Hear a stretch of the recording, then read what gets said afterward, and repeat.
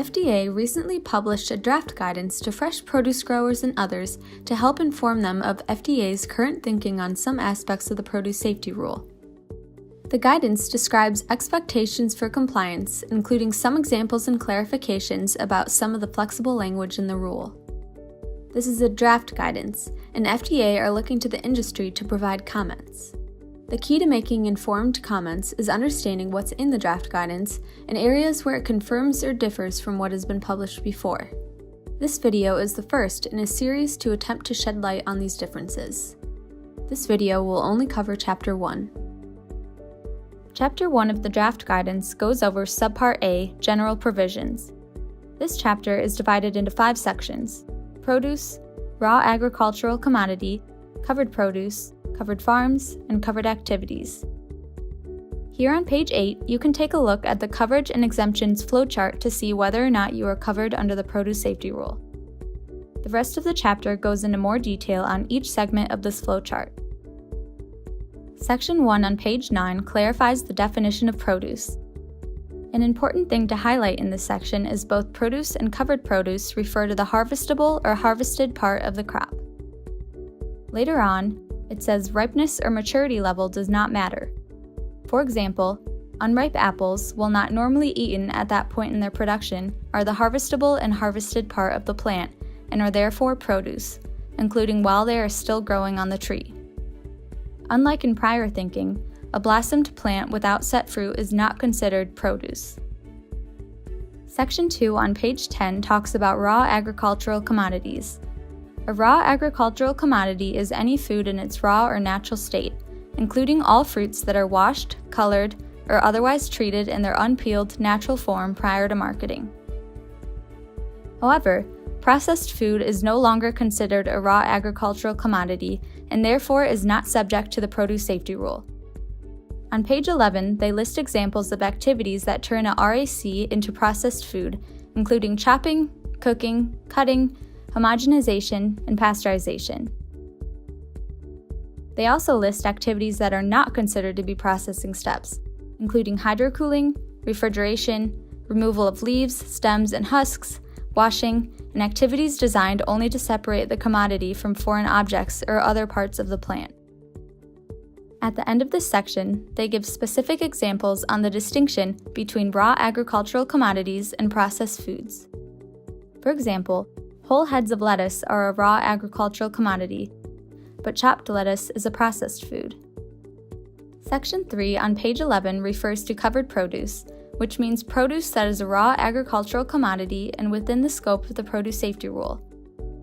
Not all raw agricultural commodities are covered by the produce safety rule. Produce not covered includes produce that is rarely consumed raw, produce grown for personal or on-farm consumption, and produce that is not a raw agricultural commodity. The produce safety rule has a list of produce that is considered to be rarely consumed raw, which can be found on page 12. On page 13, this section goes on to say that produce that receives commercial processing that adequately reduces the presence of microorganisms of public health significance is eligible for exemption from most provisions of the produce safety rule.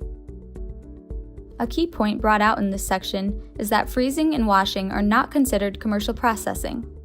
Unlike other commercial processing that qualifies produce for exemption for most of the PSR, these do not. Section 4, which starts on page 14, outlines the definition of covered farms. By definition, covered farms grow, harvest, pack, and hold produce. This has led to some ambiguity as to where contract harvest crews fit. This guidance clearly states on page 15 that the grower has responsibility for compliance of contract harvest crews to all food safety policies and procedures. Contract harvest crews are not considered farms under the rule. In figuring gross produce sales, on page 15 and 16, they say to include all produce sold, not just covered produce, produce you purchased and then sold, produce you sold at farmers markets, and produce sold by a third party on your behalf who then returns the proceeds to you after the sale.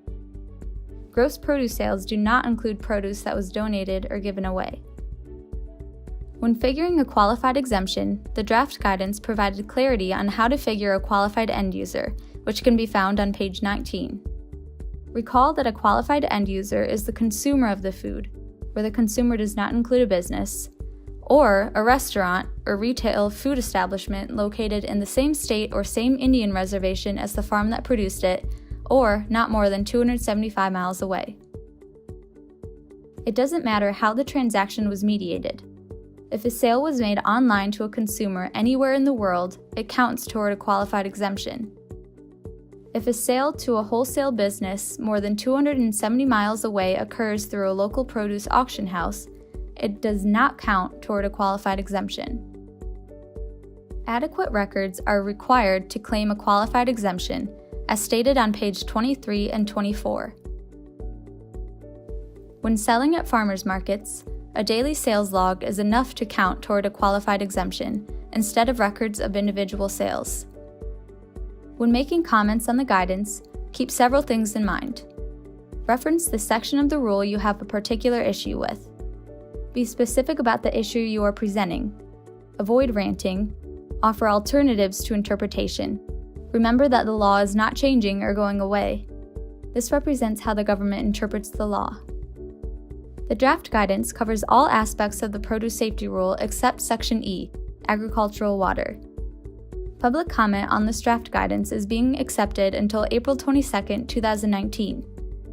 Michigan State University Extension encourages looking into the guidance and commenting before the deadline.